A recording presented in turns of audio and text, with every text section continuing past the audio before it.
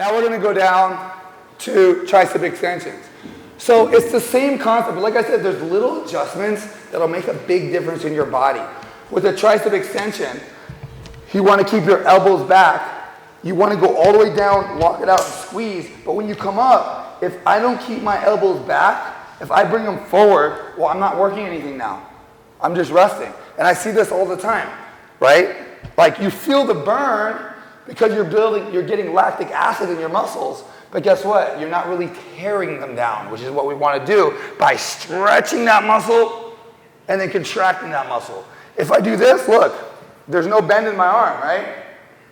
Like, do you see how, like if I keep my elbows back, see how much bend I have in my arm?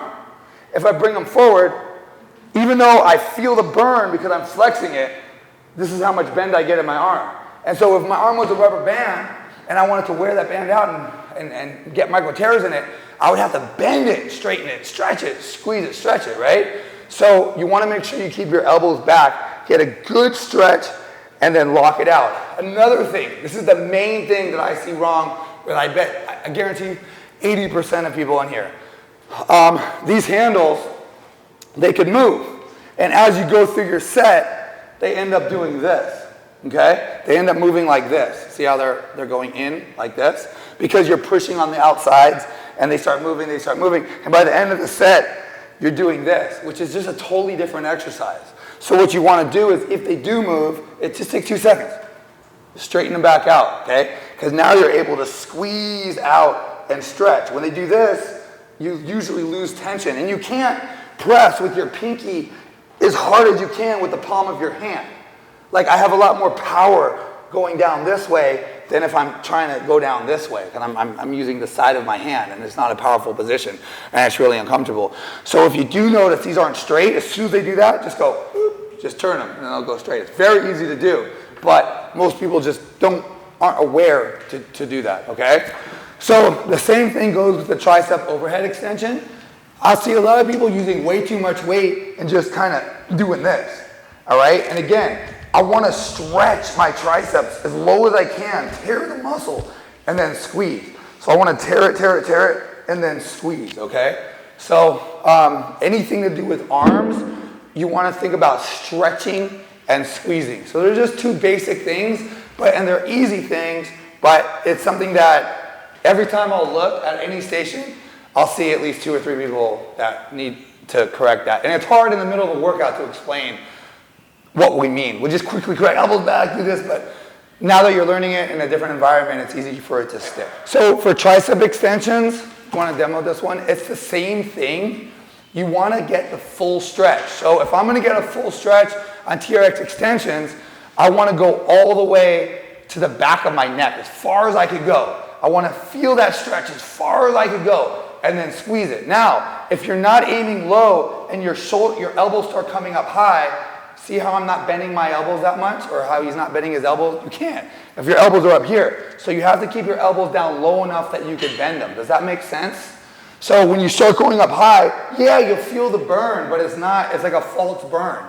It's just like if I were to just flex my tricep, it's gonna start burning, but I'm not really gonna build anything. I'm not gonna change my body.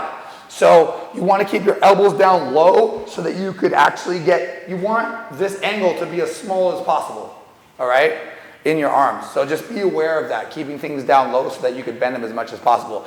Same with TRX curls. So when you turn around, Daniel loves this because he's getting a pump right now. He's so happy right now, you just see his face. So when you do a curl, the same thing. You want to keep your elbows up high, and you want to go all the way to your shoulders if you can, as close to your shoulders as possible. You also want to extend and stretch your arms as much as possible. So if you're just doing curls and you're just doing this, then you're not getting that full range of motion. So you want to stretch, squeeze, and lift your shoulders up. All right, so now we'll switch to TRX pulls. When we do pulls, if your thumbs are down, what you want to do, you want to get the maximum squeeze that you possibly can. And what we found is by touching your thumbs to your ears, it forces you to squeeze your shoulder blades. So you're going to keep your elbows up as high as possible. If we tell you elbows up, palms down, you're going to touch your ears with your thumbs. One of the things that I see happen, let me grab it for a second, that I see wrong, that a big problem is arching your back. So if there's slack, anytime you do TRX, there should never be slack. So for instance, if I do curls if I go too fast or if I arch my back, watch what happens. If I go too fast, slack. So now I'm taking the tension off the muscle. I want constant tension. It's called time under tension. You want the most time under tension in a workout that you can. And if I'm doing this, then half the workout, I'm not doing anything. So same with pulls, or same if I arch my back, I'm gonna have slack as well. Same with these. If I go super fast, which I see a lot, then there's gonna be slack in this. So I wanna go at a speed that keeps constant tension the entire time, which means I have to keep my butt out and my back perfectly straight, okay? So just remember, when you're doing this stuff, there should be no slack in these TRXs whatsoever.